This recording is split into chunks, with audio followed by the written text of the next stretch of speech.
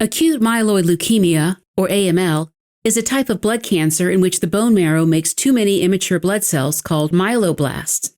Even though it's considered a rare disease, it's the most common type of acute leukemia in adults, accounting for about 1% of all cancers in the United States. Now, every cell type in the blood starts out as a hematopoietic stem cell, which is a multipotent stem cell that can develop into multiple different cell types, depending on the signals it receives. As the stem cell divides, it doesn't immediately become a mature blood cell. Instead, it first commits to one of two main pathways, or cell lineages, called myeloid or lymphoid.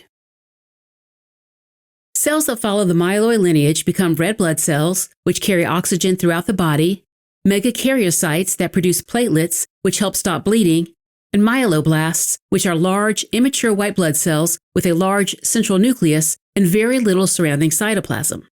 Under normal conditions, myeloblasts continue to mature into certain white blood cells, such as neutrophils and monocytes, which are especially important for fighting bacterial infections.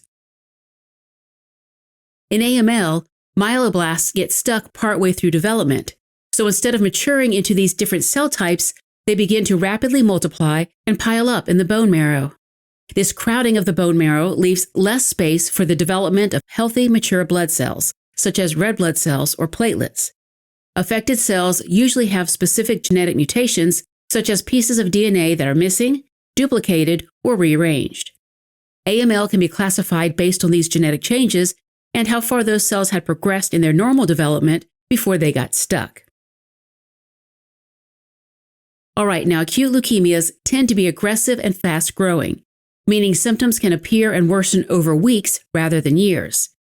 Since the bone marrow becomes filled with immature cells that don't work properly, there isn't enough room to make healthy blood cells.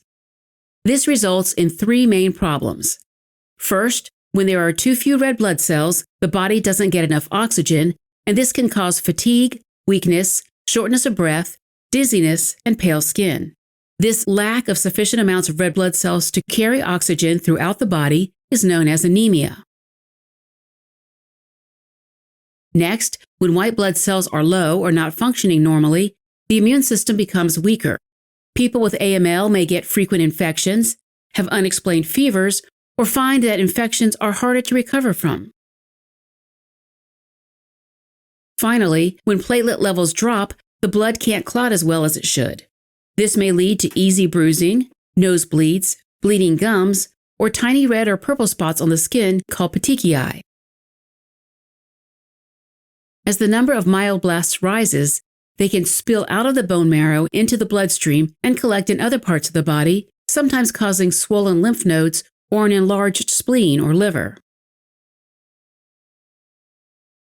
Because these symptoms can initially resemble common illnesses, AML is often diagnosed after blood tests reveal abnormal blood counts. A peripheral blood smear might show large numbers of myeloblasts, cells that are normally only seen in the bone marrow and don't typically circulate in the blood. To confirm the diagnosis, doctors usually perform a bone marrow examination in which a small sample of bone marrow is collected and examined under the microscope. Additional tests, such as flow cytometry and genetic or molecular testing, help identify the exact type of leukemia and its specific features. Treatment of AML is based on the type and stage of the cancer, but generally involves a combination of chemotherapy, targeted or biologic therapies, and stem cell or bone marrow transplant. The main goals are to remove leukemia cells, allow healthy blood cells to recover, and reduce the risk of the disease coming back. All right, as a quick recap, acute myeloid leukemia is a type of blood cancer that happens when immature myeloid cells, called myeloblasts, stop developing properly and start multiplying out of control. These abnormal cells crowd out healthy blood cells, leading to symptoms like fatigue, infections, and easy bleeding.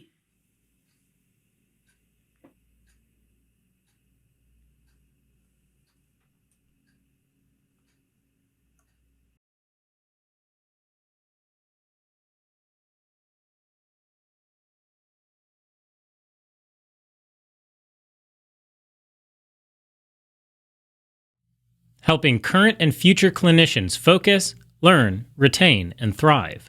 Learn more